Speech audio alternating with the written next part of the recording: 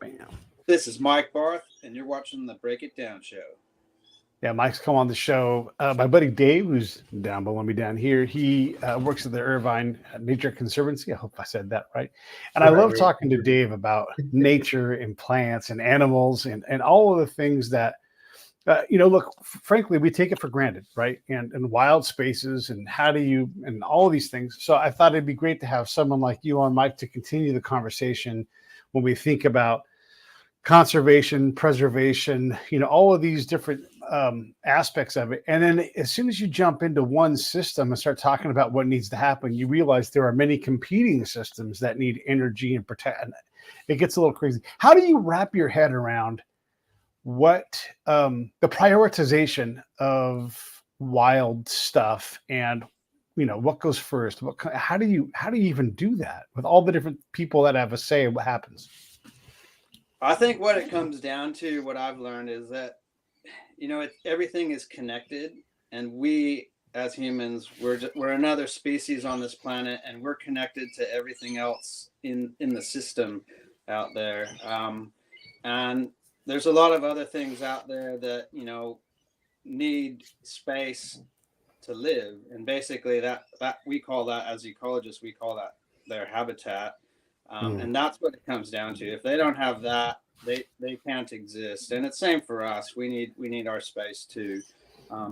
But I've just learned that we, as stewards of this planet, we need to share it responsibly with the other species out there, including plants and animals. So that's my take on it. Dave, your take? It is a hard thing to wrap your mind around, and I think what kind of happens is over time has been reactionary by humans based on what the humans have been doing, and most of that is the human population growing, development coming in, all the kind of reaching out into these areas that used to be native or natural and altering those things, and then like in each one of these areas that we work in, there obviously are triggers from these human behaviors that then start throwing particular species into the forefront, or even particular habitats or ecosystems, and that's over the years, that's kind of changed a lot, where it is more focused on the whole habitat or the whole ecosystem that's there, because then you capture multiple species within that. And so it's really, it's kind of the same situation around the world, but you have different species that come to the forefront, while you're doing it, depending on what's happening in your region. So, and I think we call those iconic or umbrella species, because if you can protect that species and all of its habitat, you end up protecting lots of other things that live alongside and amongst that particular critter or plant. And so I guess that's what happens. And some things, get the money. So fuzzy things, like a good example over here is the koala. The koala is a very iconic Australian animal. It's endangered, and it gets a lot of funding through both government and non-profits that get donations to protect them. But in doing so, it's protecting a lot of habitat gets set aside as sanctuaries or national parks, and that ends up protecting lots of other things. Yeah, it's funny too, like the threats are constantly changing to these ecosystems and the particular species in them. And for a long time it was human habitation, human development, but now with the whole climate change stuff that's going on, you're seeing like massive wildfires that just are annihilating places, and it theoretically that's human cause, because the trigger factors, the scientific trigger factors are coming from the human race and the way we're managing the world. But it's the changes happen, and they happen all the time, and it's an ever evolving kind of job, and paying attention to what's going on and how these things are. Even ecosystems will like, if you got global warming going on, ecosystems, a whole ecosystem can start moving. It'll start shifting, going north or not, or it'll die, right? So it's just interesting to see all these things change over time, and the fact that change is constant, you know. And if you look back in Earth's time, it's happened many times before too. So we've, the Earth experiences ice ages. It's happened. It's gone through, asteroid slamming into it and causing mass extinctions in the past. So it's nothing new for the planet, but this time it looks like one species, us, is triggering, all these events. And so that's a first for this. And I guess it's hard to explain that because we just go about our lives and do our thing, and we don't feel like we're having an impact. But I guess cumulatively, with however many billion people are on the planet, we are having an effect. Whether we like it. Are we good at managing wild spaces? Or are we still like in the infancy of this science of trying to? I recall like when we were all kids, Mount St. Helens blew up, and I think it was Weyerhaeuser. Somebody's like, "Hey, we're going to leave this hunk of forest to nature, and we're going to battle them in our hunk of forest," and we got our asses kicked. Like nature just completely stomped us. Now, look, this is 40 years ago, right? So maybe we're better. So I guess my question is are we better at managing something as big as an ecosystem? You know what? I ask myself that all the time because I think we're in the infancy. We're learning about it, and we don't quite, even as ecologists, it's kind of a new science, really. We're trying to understand all those connections and how, if you tinker with one thing in that ecosystem, it creates this ripple effect and causes effects down the line.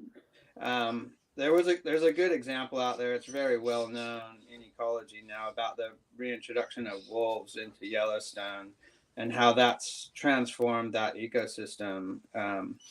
So without that apex predator, you had way more deer and elk than ever before. And then with the wolves coming back, that changed everything. The landscape changed back to apparently what it was, and it's just a healthier ecosystem now, apparently.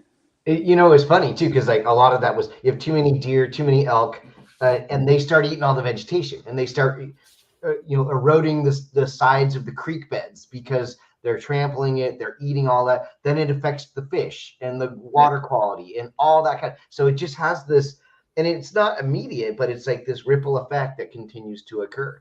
And the other part about it being a new science, I mean, we're still discovering things like mycorrhizae and mycelium, and you have these living networks in the soil that are actually allowing trees to communicate with each other and transfer nutrients between each other and going over vast areas. And that, I think that all that new science that's coming and the new discoveries of this and learning about how each one of these organisms are really critical to everything that's there, and that, I think that's been new stuff that's come out over time that really helps understand that we're talking about something that is super diverse and super complex and is ever moving and changing and growing. And I think that that's really important to understand that. And people, unfortunately, I think humans have a lot of humans have very shallow viewpoints of what nature is and what it requires. How did it get there in the first place? And then you come in, you're like, oh, I'll just do this. Who cares? Or let's cut down all the trees. It'll be fine. We need some wood. It's not a sustainable thought process for a species like humans to exist on Earth long term, you know? Yeah, I think that's right. There's a lot of people that are just, I guess, have disconnected from the natural world in a way, and you know, they experience it through maybe their screen, you know, their television. They see watch docos and stuff, and that's great. But to get out into it is something totally different, you know, to be immersed in nature and actually hear and feel and see what's around you out there. So I don't know. I encourage people to get out there and do that.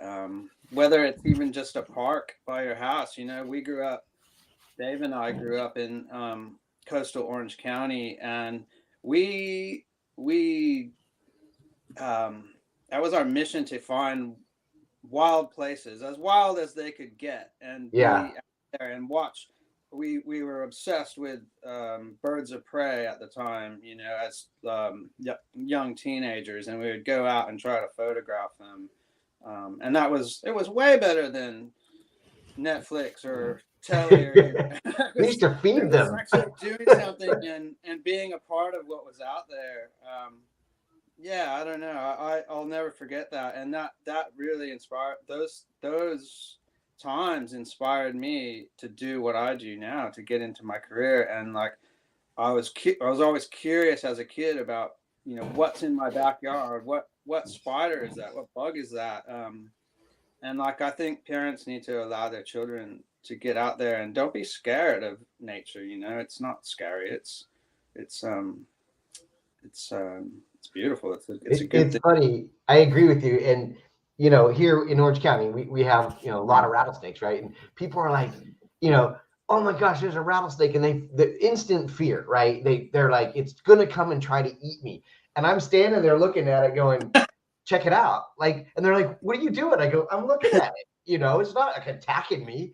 No. It's like a couple feet away from me, and I'm like, check it out. Look at this. And look at this. And then all of a sudden they're like, I thought that thing would come over and eat me, you know? And it's like, no, you know, that type of stuff is pretty rare. Maybe a little Hollywood involved there about, you know, giant monster animals trying to eat you. Not that it can't happen, but you know, we live with these things all the time. You go up in, you know, up north of LA, and they have bears in their neighborhoods regularly, and they're always there. They're always here, you know, in the mountains.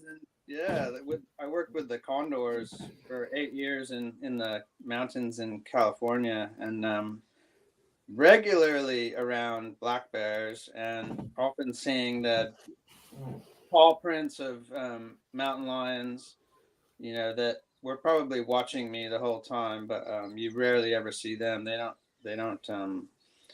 if they don't want to be seen, they'll be hidden somewhere. So Pete, just so Mike did the Condor program for 8 years, and I'd go visit him, and I'd go help out and all kinds of stuff. And we were up there one time in Sespe National Forest, and the U.S. Fish and Wildlife Service would get stillborn calves. They would get them frozen in the back of the truck, and we're up there getting ready to, you know, put one of these calves out to feed the condors when they first were being re-released in California. And a bear came over, picked up the calf out of the back of the truck, and ran away with it. You know, we're like, what? Give that back. Stop. Wait. Keep running. Keep the bushes with a big cow, you know. I don't know how many times that happened where I dragged, you know, carried this thing on a backpack way out into the like on out to like a plateau or a meadow, and then plopped it out we did it at night, so the condors never saw us putting the food out, and then turn around and I see a bear walking up, you know, thanks for that. I've noticed one of the things that is challenging, we tend to get very passionate about whatever our thing is, whether it's people should be riding their bikes more or whatever the thing is. And it becomes a zero-sum game where you have to stop driving your car. You drive a car, you have car brain, and it's like, oh, come on. We have a lot of systems that we use to move around. The U.S., oddly enough, has the most rail of any nation. So let's calm down for a second and let's try to build consensus and include people. We also have so much competition for this existential crisis and that existential crisis. I get it. We're on the edge of survival, right? It's us against infinity. But how do we get better than that so that, nature is something that we can just forget about and a lot of people don't even consume it, right? How do we get better at including more people into the process of maybe giving a little bit of a damn or a little bit of money, or understanding that we do have to suffer some inconvenience to preserve something, or just even give it any attention at all? How do we do that without just making everything you either love this or you're a fucking asshole?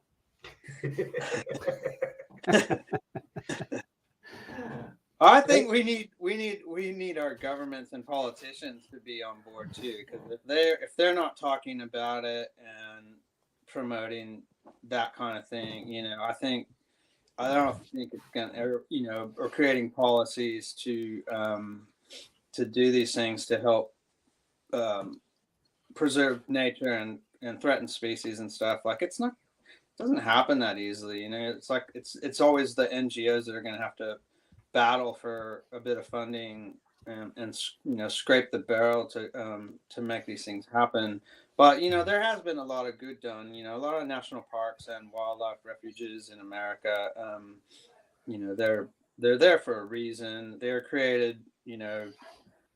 Or it's got a long history, and same with Australia where I'm at now. There's and that was the reasoning for those places, to give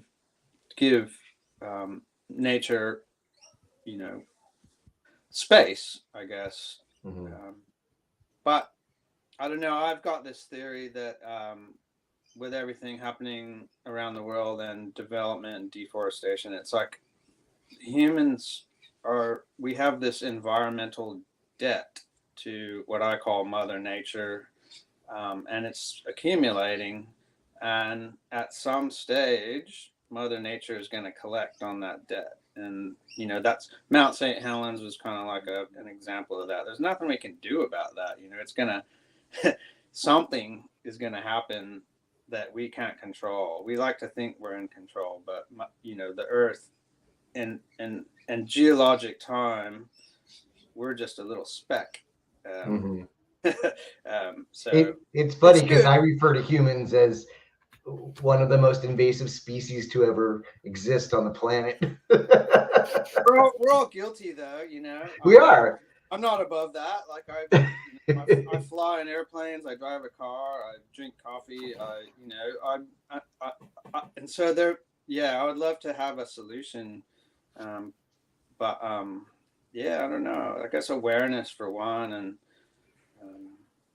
I think a little compassion for other things out there that besides humans. Yeah.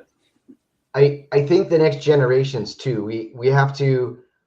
There has to be continual exposure and education and participation of the generations below our generation. I think you had the environmental movement that came out, and you had all this stuff that happened that really kind of threw the environmental stuff into the forefront, but that also came with like a certain generation that really carried that and pushed that, and we've kind of put limits on like you have to enjoy this or you have to appreciate this in this particular way.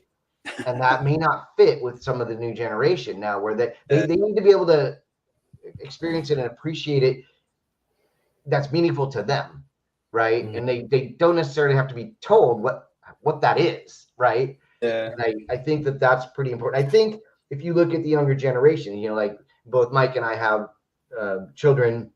Mine are a little older than Mike's children, but they are very environmental minded, and they have been raised with being environmentally conscious and recycling and all that kind of stuff. But they have a different, even, I mean, both our kids were raised going out into nature and doing these things, and they do have an appreciation for it, but it's also different than I think it was for us. And they just have a different perspective of it. And I think that that's important. The other thing that is kind of in the conservation community, it needs to be more diverse all over the world. And I'm talking about like cultural and ethnic diversity. It tends to be very much a white person thing, which is unfortunate. And ideally it'd be nice in the future generations that you actually have many multicultures coming into the world of conservation and supporting it and that kind of stuff. So I think that's stuff that needs to happen around the world. And, you know, ironically, from an ecological standpoint, ecosystems stronger with the more biodiversity it has. You know, it's more resilient. And yet, you know, a lot of the people working in conservation we're all kind of the same. So it'd be nice to diversify that, you know. Yeah. Let's talk a little bit about Mike in particular and maybe his career path. You know, he mentioned the Condors, but Mike's done a lot of stuff in a bunch of different things, and maybe share a couple of you know, how'd you get into the Condors? Right? Okay, wait, let's go. You went to Cal Poly San Luis Obispo, right? Yeah. You got a degree in wildlife management, if I recall. Ecology and wildlife biology. Okay. And then when you graduated, how did you end up with U.S. Fish and Wildlife at the Condor program? Well, that's a funny story because San Luis Obispo happened to hold every year the California Festival of Beers. I was there. Which I was a big fan of. And so the year that I was graduating, I ran into a friend of mine that had graduated 2 years previously. And over a beer, we were talking about what we were doing and what our plans were. And he said that he was working with Condors. And I just asked him, oh, do you need a hand? And he said, yeah, can you be there on Monday? I showed up on Monday just as a volunteer, basically, and then that led eventually to an 8-year stint, and being the supervisor of the whole release program in Southern California. So, yeah, it's funny how things can happen like that, and that's the way.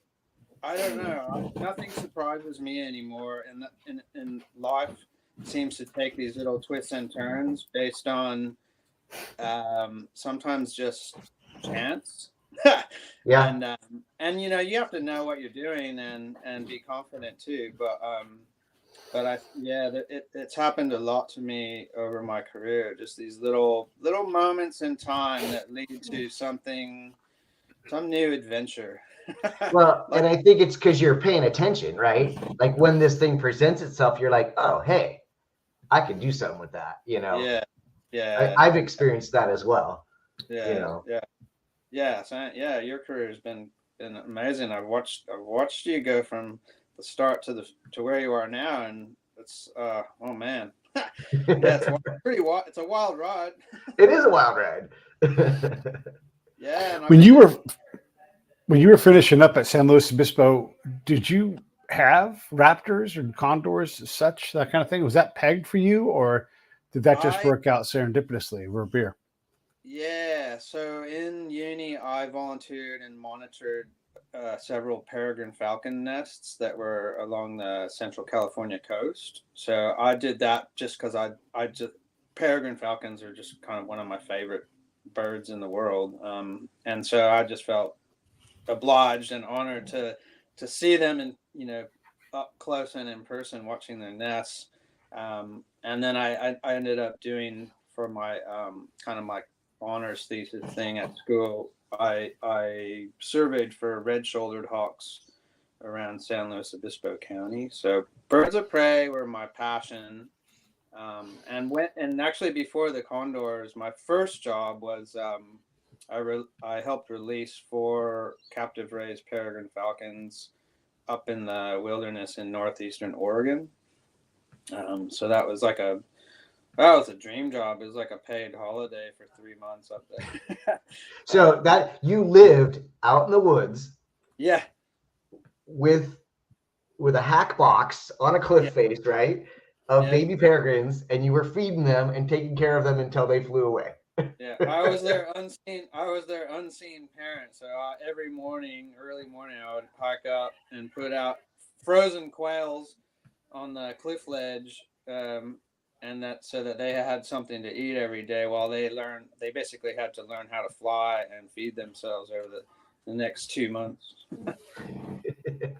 If I recall right, I think you became a firefighter as well.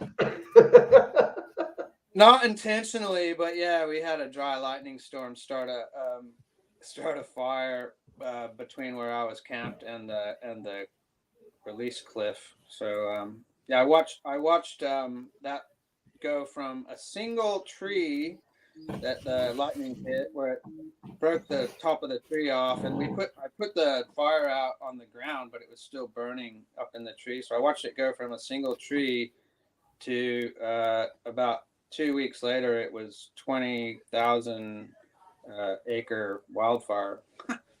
Wow, Yeah, crazy. that's great. That is crazy. Yeah. And what took you to Australia? That's a pretty big jump. Yeah, so while I was working with the Condors, we used to have 3-month international internships, and one of the young ladies that was interning on the program ended up, yeah, we started a relationship, and she was from Australia, and we had a back and forth thing for a year or so, and then she came to America, lived there for nearly 5 years, and then at that time I was ready for a change, and she was homesick for Australia, and she convinced me to go to Australia, and I thought, wow, this sounds like a good adventure. But I had no idea at the time that 20 years later I would still be here. Yeah. I get the So impression with Australia that the middle is all this wild space, but is that true? And is how do you guys protect your wild spaces out there? I mean, a lot of the United States is a national park, a national grassland, a state something. I mean, we do a pretty good job of that, but you guys have just so much open area. How is that? Yeah, and there's also indigenous people out there too. Yeah. So the reason most of that's not inhabited out there is because it's harsh. It's an arid zone out there, like desert or very dry. So most Australians live somewhere on the coast around Australia, and that's where you get all the big cities are all on the coast. So, but we do have large protected areas of national park, and those desert areas. We have indigenous protected areas and indigenous lands as well, scattered around Australia, that are managed by the First Nations people here. So it's it's an interesting place to live. I've lived in how many, like 5 different states now in the 20 years I've been here. So I've seen quite a bit of Australia so far. Not so much the northern part though, and just as well because I can't handle the tropical humidity. understandable. So before when he left the Condor program and his became his wife, they actually traveled across the United States before moving to Australia, volunteering for conservation work for like stints of time. And I don't know, I think it was a year or more. You both of you did that. Yeah, we took a year off and we drove from California across to the very southern tip of Florida, and then we volunteered with some friends doing some migratory bird banding down in the Caribbean for a couple months. And then when we got back to Florida, we drove from the southern tip of Florida basically to Alaska. And we drove back and followed the Rocky Mountains from New Mexico all the way through America and Canada, and then up to Alaska to the Seward Peninsula. So it was about as far as you could drive on the North American continent. It was an amazing year though, and yeah, we spent 5 months up in Alaska, working with the Forest Service, I did mostly bird surveys up there. But yeah, that was a whole nother level of,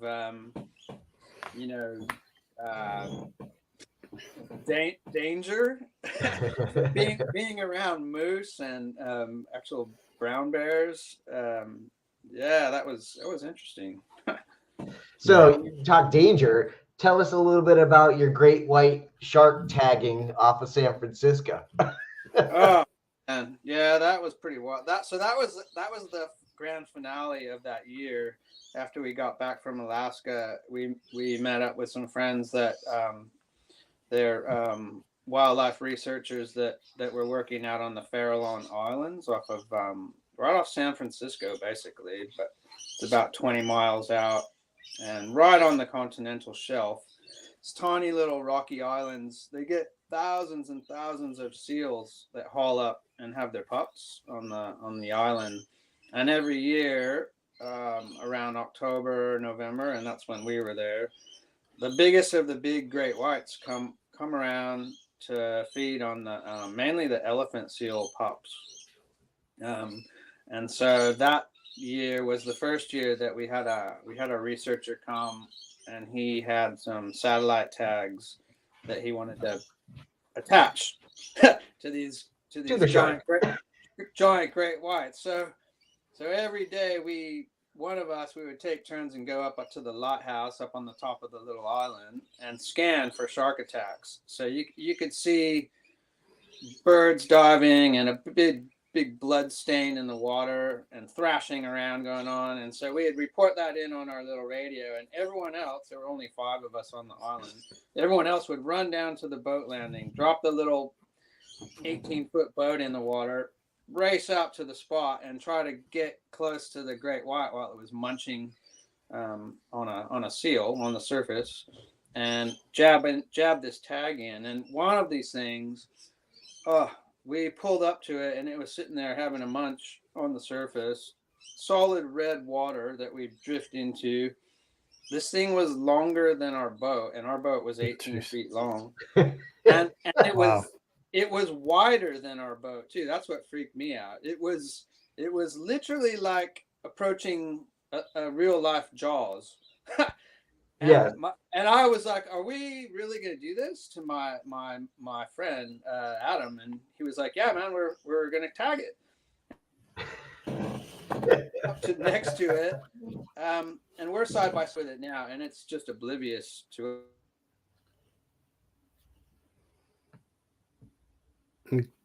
Oh, yeah, Mike got locked up. So that's a funny thing. So I was reading a book about this northern polar expedition that gets beset in ice, and there are big things to eat out there. Obviously polar bears are competing with you, but you can eat a polar bear if you dare to take it on, right? Yeah, and walrus and the big sea lions and all those. You don't realize how dangerous those things are, because we don't really ever think of them as predator or prey or something that's dangerous. We just look at them and go, "Hey, there they are."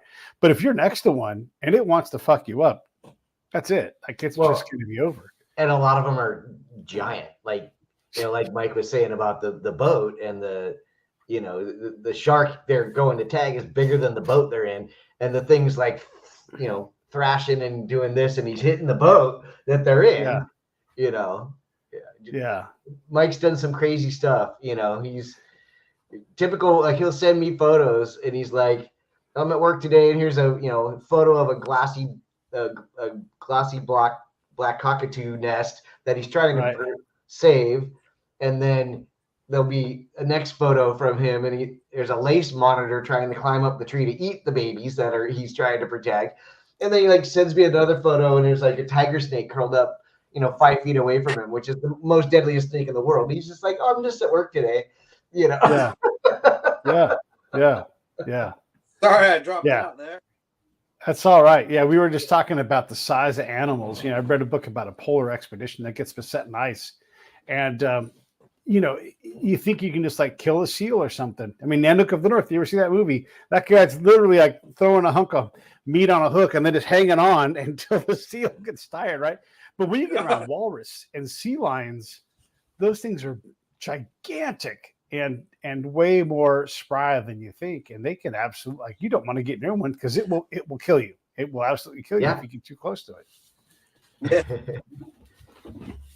They knock people right off of the ice shelves and ice floes and stuff. They're nasty creatures apparently.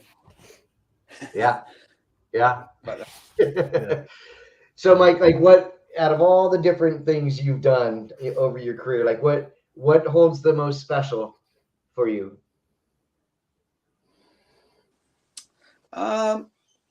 Yeah, I don't know. I think that the Condors were amazing because once you watch them closely enough, you realize that every single bird had its own distinct personality, and it really taught me something about kind of all animals, that if you watch anything closely enough, they do all have their individual patterns. It might not be, what we think of as like I don't know. They just have their own ways of doing things, and that's how animals, I think, evolve and change and learn. Is like one animal amongst thousands or hundreds of thousands might do something slightly different but better than all the other ones, and then it breeds and passes that on. And that's what evolution, I guess, is it's about learning and passing knowledge on. And the condors, it was amazing because we were doing something totally off the books, like putting out these condor long-lived species. They needed their parents. They didn't have parents. There was no wild birds out there when we did that. So we were their unseen parents, trying to provide food and kind of guide them in the right direction. But they had to learn everything by trial and error. And it was hard to watch sometimes because sometimes they died doing that. But in the end, once they reached maturity, which for them was like 7 years, 7 years old, then their focus was on breeding and finding a mate and nesting, and it changed everything. And so now you got hundreds of birds in the wild, lots of nests every year.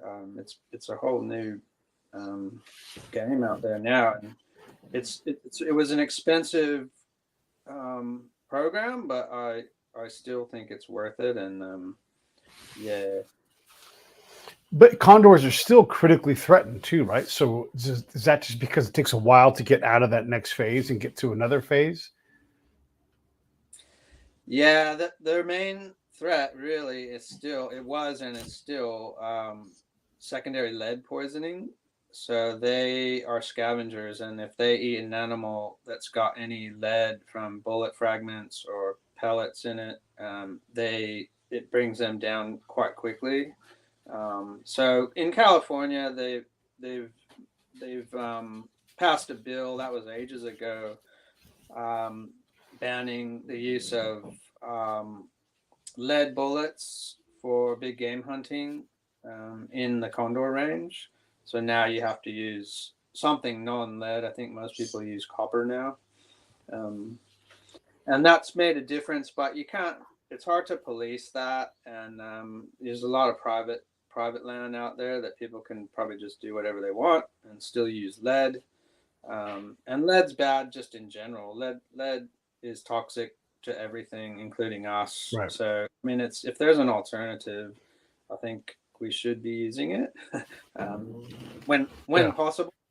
Yeah. Yeah. It's funny too. The condors, here's the condor range.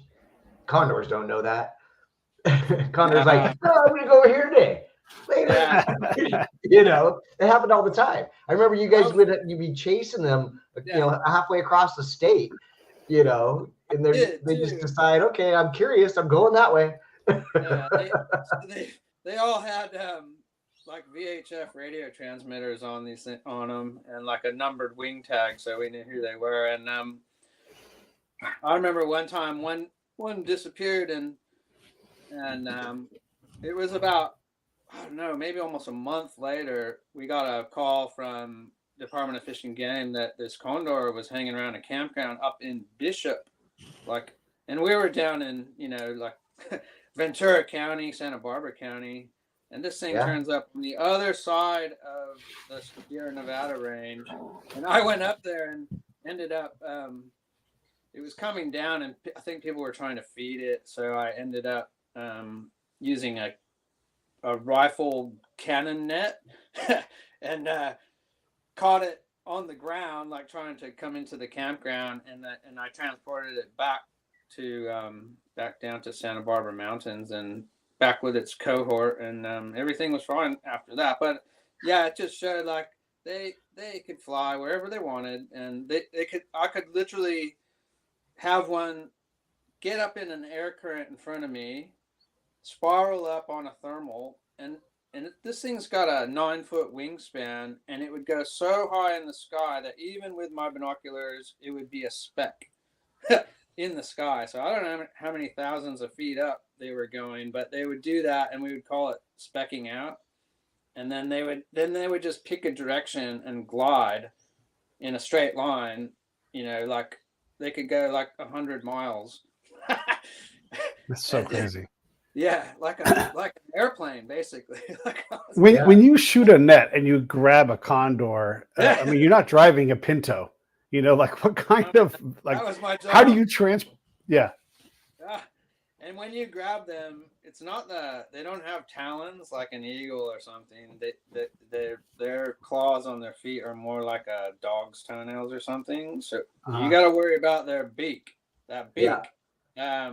It's designed to tear hunks of flesh, and that's exactly what we'll do if it grabs hold of you. And I got scars on my arms from that. I've seen people almost lose fingers by not, you just got to get control of its head and beak, and and then they got these 9-foot wings that they're doing this with, I remember how tall is the body of a condor? I mean, like a 9-foot wingspan requires a lot of breast meat, to control that thing. They weigh about 10, 12 pounds or something. No, I think it's more than that. I'm thinking kilos. Yeah, they're like 18 to 20 pounds. Yeah, wow. And so you get control of the head, and you gotta wrap them up so their wings are in, so they're not flapping all over the place, and we put them in basically big like dog carriers. I remember the one time we were up in Los Padres, I think, and you had them in a kennel, individually in these big kennels, and what the job of the day was we needed to do x-rays of them in the field to see if they were ingesting lead fragments. And I remember everyone standing around the kennel and said, all right, who's going in first? That was the scariest thing about that, is that getting one out, because it's basically cornered in there, and you gotta reach in and try to grab it without losing fingers. And I've jumped on many big things in my life, and I think even that one I was like, nah, man, you guys do this. You guys are getting paid to do this, and you weren't. I was volunteering. I wasn't getting paid. So. That's way above your pay grade. You were talking, Mike, about being still so you can see things. When Dave and I camp up in the Bishop area, and and you sit there and you just kind of meditate on one, all the plants around you are alive. They're fluttering in the breeze, and they're doing all the things that they do to make their space more habitable for themselves, the creatures around them. They're all working in concert. And then you look at a mountain, you think there's nothing going on in that mountain, but in reality, there's a zillion things happening. You see the same exercise in Afghanistan. You just stare at a mountain, and there's heather and rocks, and you think that's all there is. And really, and really, in a lot of ways, that is all there is, except for when you really slow down and you zoom in, it's alive, the whole place. Mm-hmm. Yeah, and even I know, like, I find deserts fascinating because they look like there's not much life out there, but in reality, go out there at night, and there will be a lot of things, nocturnal critters that come out at night that you don't see during the day, especially the heat of the day. And most places are like that. There's things, if you look close enough, there's living things everywhere. And I guess, that's a good example. Like what you said, a mountain is full of life for sure. Right. And some things cycle, like, the bear won't come out until later on. And once the bear leaves, it's like when our cat goes in our backyard, all the birds and all the different levels start singing, and like, oh, okay, hey, there's a cat in the backyard. And it can be parrots and hawks and all kinds of birds. And so there's a whole reaction in that space, but you have to sit still and allow that space to do what it does.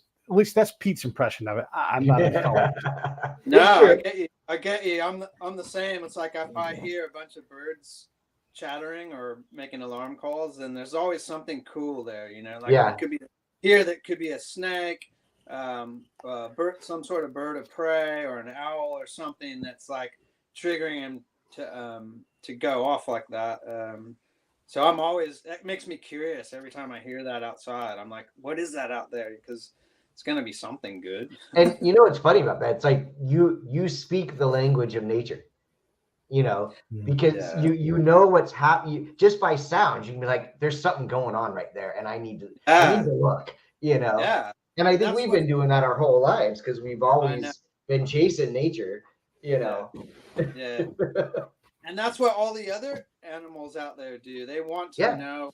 They want to know where the predator is, because if they know where it is, it helps them avoid it. Like it's the unseen that's like the biggest threat for them. Yeah.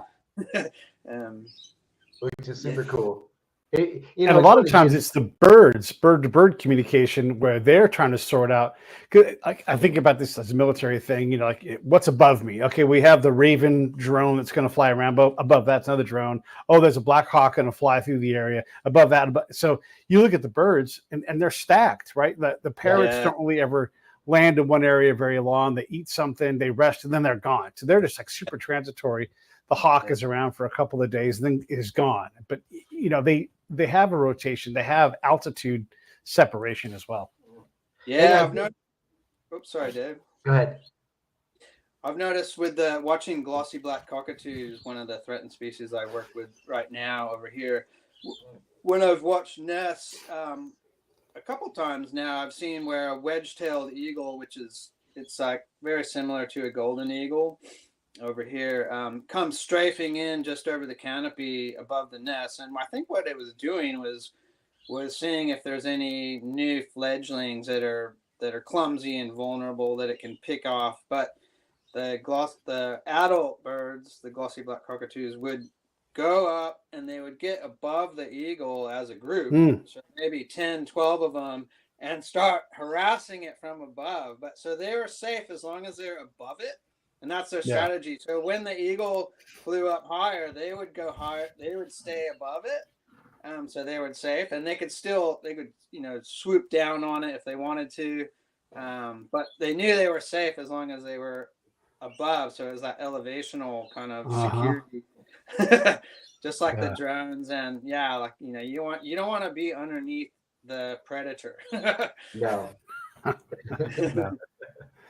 Yeah. So tell me, you lived on Kangaroo Island. Yeah, for 12 years. Yeah. Which is, it's like a international registry, right, of like conservation places. Tell Tell us what were you doing on Kangaroo Island? How long were you there? That's how I started getting into this glossy black cockatoo recovery work. I ended up landing a job there as the project officer for that recovery program. And Kangaroo Island is, what is it? It's the third largest island off the Australian coast. And it sits down kind of in the middle of the south coast of Australia, up near Adelaide. And it's unique in that it does not have the introduced red fox, and it doesn't have rabbits.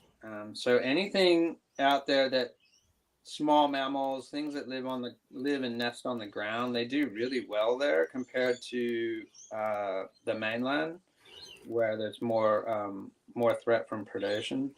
So yeah, it's a mecca for all kinds of different wildlife.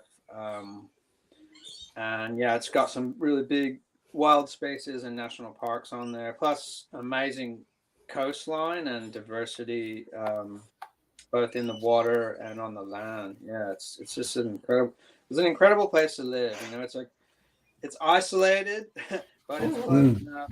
It's close enough to the mainland that you could be in Adelaide, you know, in a few hours if you wanted to get to the city or whatever. But it's got that water barrier, so if you want to go there, you got to either short half-hour flight from Adelaide or a 45-minute ferry trip across from the mainland. But beautiful place. If you like tiger snakes, yeah, go there this time of year in spring, like the first warm days in spring. Oh my God, they're everywhere. Like black tiger snakes. The most deadliest snake in the world. Yeah. just They're put that beautiful. in perspective. Beautiful. They puff up like a cobra when they're upset. Yeah. Yeah. That's awesome. Yeah, that is awesome. The places like that, Kangaroo Island, and I'm thinking about way up north, there's a place called Wrangel Island.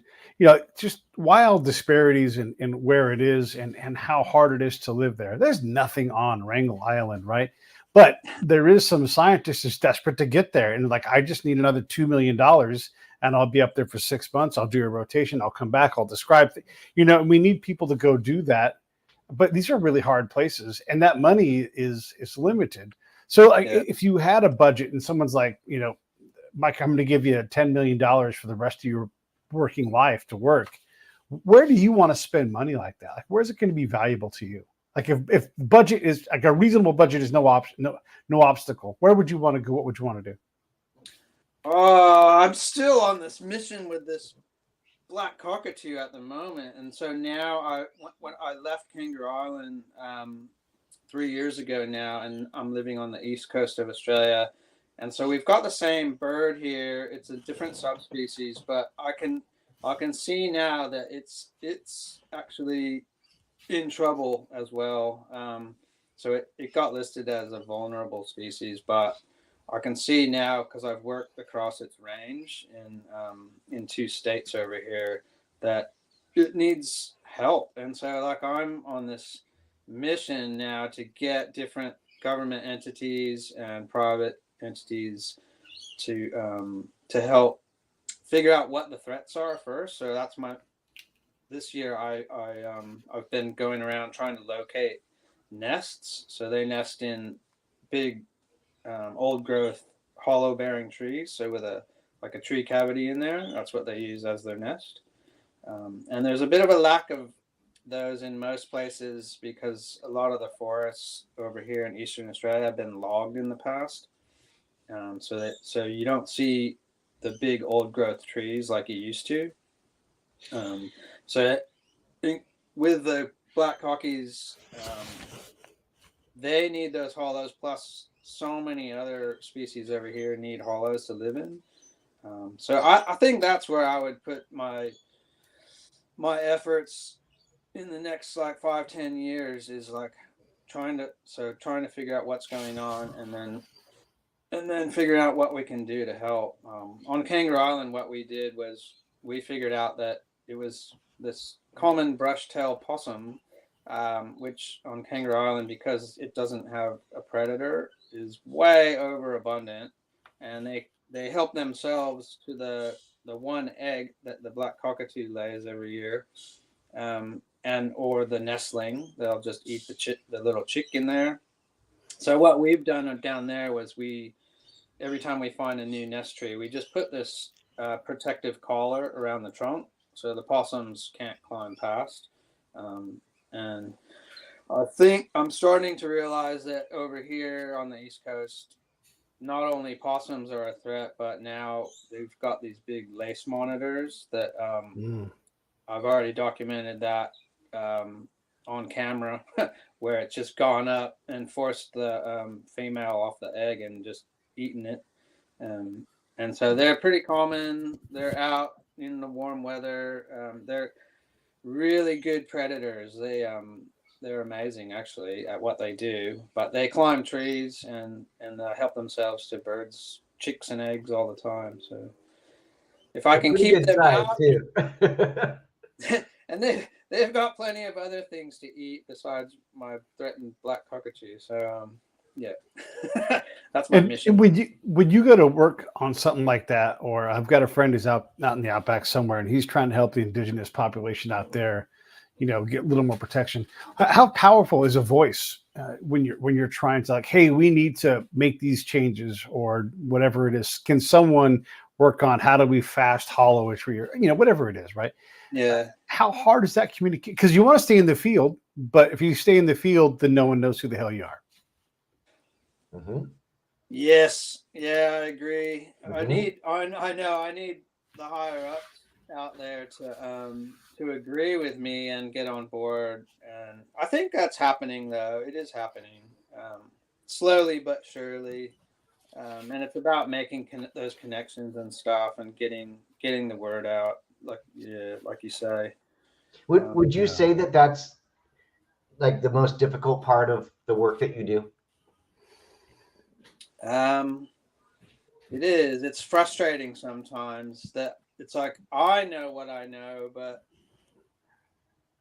how do I get other people to understand and agree with what I know? That's the trick. Because there's and I understand I got to be realistic. There's a lot of other things out there that need money and attention as well. So, I got my agenda for this one thing, but there's competition for doing that work with everything else that's happening out there. So that's okay though. I'm willing to battle with that. Yeah, we've found this, in my work as well. I think it's not only, you got to get those people that have the power and the ability to make things happen. You have to get them involved, and you have to continually educate them and tell them what's happening, and in a way that's, not activist like, but it's just science like. And then I think from my perspective in my career, the frustrating thing is all of a sudden, like, those people are then on to something else. They go from like a local county supervisor, and then they end up in the state, and then they end up doing, but the revolving door of these people in the government and elected officials, where you sometimes have to start over again and again and again, and you're trying to really stay ahead of that curve, but it's a lot of work. Because some of them are just they're there for 4 years and they're gone, like, and getting them out there and showing them what you're actually doing and getting them involved, like you said. Like, well, we used to do that on Kangaroo Island. I would put numbered leg bands on some of the black cockatoo nestlings, and we would get supporters and property owners. So like if it was on private property, we would invite them out when we did the banding, so they get to see and maybe even hold like a little nestling in their hand, and that kind of thing really sticks with people. They don't forget that. Yeah. So if you can get them physically out there involved in what you're doing. I think that goes a long way, rather than just, like meetings and stuff and documents back and forth and emails. That's fine. That needs to be done too. But getting them out there on the ground, like, it makes a massive difference. Well, you give them an experience that they won't get, that changes their perception of what's happening, and they become advocates for it. Yeah, I remember one time on the Condor program, we had just released, I don't know, a batch of like 6 young birds, and we had these. I was kind of hidden on the ridge, where I thought I was hidden off the track, and I was sitting there with a bigger spotting scope on a tripod, kind of off in the bushes off the walking trail, and this man comes along behind me, and he was startled that he all of a sudden notices someone off the side of the trail. He's like, "Hey, whoa, what are you doing?" And I told him, I'm just like, "Oh, I'm just watching these condors that we've released last week." And then he went on this rant about what a waste of time and money, on this bird, and like all this stuff. And he was going on and on about like how we should have just let him go extinct and all these things. And then I just let him have his rant. And then at the end of, when he kind of settled down a little bit, I said, "Oh, well, would you like to at least see where your money went?" And also, I had this thing that I used to say back to people, that like, I remember we calculated like how much money of your taxes would actually per year go, like the average American, go to the Condor program. It'd be like, I don't know, like a fraction of a cent, like, and so right. And so, like, compared to other things, like, it was just, ridiculously a small drop in the bucket. And so I was like, would you like to at least see, where your money's going? And so, where your fraction of cent went. Yeah, he comes down and he looks through my scope at this condor that was sitting there, like, sunning itself on this rock spire, in this magical place. And then he was mesmerized, and he couldn't stop watching. And he was like, "Whoa!" He's like, "Oh," he's like, "I think." He's like, "Now I think I understand." Like, I totally converted him just by like offering him like to have a look, and he was like, okay. He's like, "Okay, sorry about what I said, because like now I think it's actually they're pretty cool." What about the academic publishing side too? Because that's another form of communication that your guys in your field you have to do. Then you fly to whatever, Dallas, Texas for the annual one, and then there's 12 people, to listen to your presentation, and they're like, "Ah, shit, I'm in the wrong room." It is so hard to publish anything out academically, but it's essential so that they can learn that the possum and the lace monitor, that's how we teach the academics what's going on, because that stuff has to work all around the world with similar lessons. Yeah, it's true. And I've been involved in heaps of scientific papers that lots on this glossy black cockatoo as well, that we cranked out from the work on Kangaroo Island that I was doing. And we experienced the massive 2019-20 bushfires there, which it basically wiped out half of all the nesting habitat and half of the feeding habitat on the island. Yeah. And I witnessed that and had to go around and document everything that we lost. It was hard to deal with, after like we're doing like 10 years of solid work to see that up close and personal. Those were categorized as a catastrophic fire event, which means is like the highest category you can get. So it was like 90-degree heat with like 80 kilometer per hour winds. And so there was no stopping it. It just burnt from the north coast all the way across the island to the south coast. And then and then the wind changed and turned and then swept across all the way halfway across the island. Yeah, it was Jeez. something else. Like but you know what? The birds, surprisingly, were way more resilient than everyone gave them credit for. We basically really didn't lose any. So they attempted to nest straight afterwards, and we had one of the best nesting seasons we ever saw, and we had the highest island-wide count of the birds later that year, which surprised everyone, including me. But yeah, it was. We're still trying to, I guess, they're still monitoring the after effects there, because we think, there's probably going to be a lag effect, losing so much of their feeding habitat. They're super specialized, so they only eat the seeds off of like one species of tree. Yeah, so they've evolved for millions of years and have selected for this like one type of tree with these little cones and plucking these seeds out. And so if they don't have those, they're gone. And so that was the problem there, that the fire took out a huge area of where those trees existed. And that's happened over here in the eastern states too. So yeah, but it's amazing how they can adapt. They're long-lived. They learn from their parents, kind of like the condors did, and so they learn their patterns early on in life, and they're able to actually change and adapt depending on the conditions. Yeah. Interesting. Hey, I want to wrap this up because we've been at this for a little more than an hour. So, Dave, I'm going to give you a chance to say what you want to say before we close out.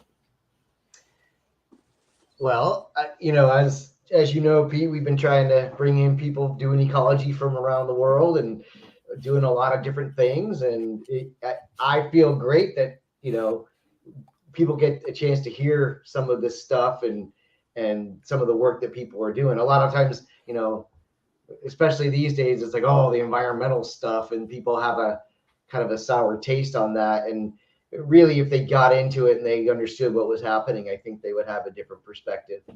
So I want to thank Mike for coming on.